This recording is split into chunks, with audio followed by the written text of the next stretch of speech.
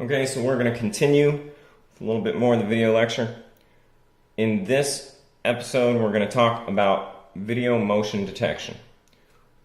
We're going to think about how to make a top-down design for detecting motion in a stationary video.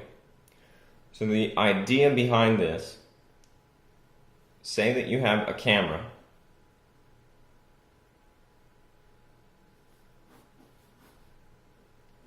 and the camera is fixed.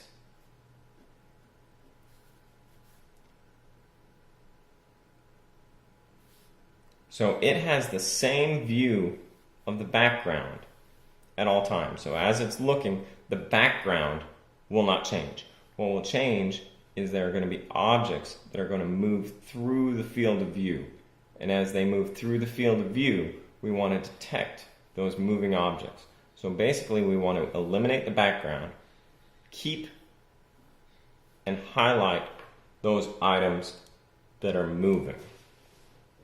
Alright, in order to do this, I'm not going to tell you how to do it yet. We're going to get to that in just a second.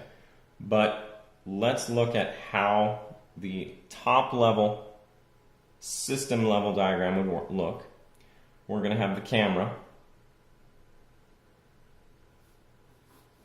The camera, just for sake of this example, is going to output VGA. The VGA is going to go into our processing system.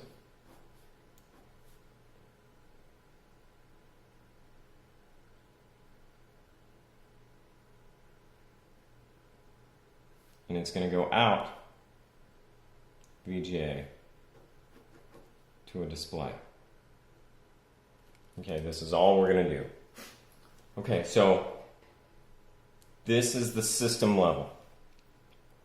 In order to do the differencing, if you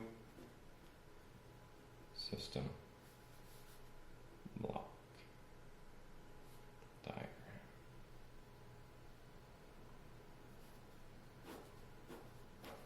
In order to do the processing, you need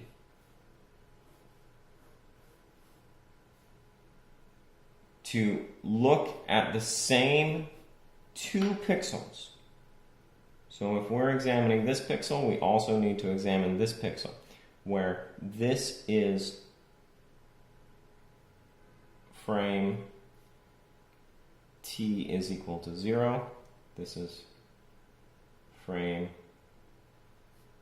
t is equal to 1. So this means this frame came first, this frame came second. We know from the VGA standard that it paints across in this type of a method. And then for the next frame, it will go to here. So if we're concerned with taking the difference between these two, we need to have some type of a buffer that can keep the pixel from the previous frame so we can compare it directly to the pixel on the current frame. Now, does that mean that we need to keep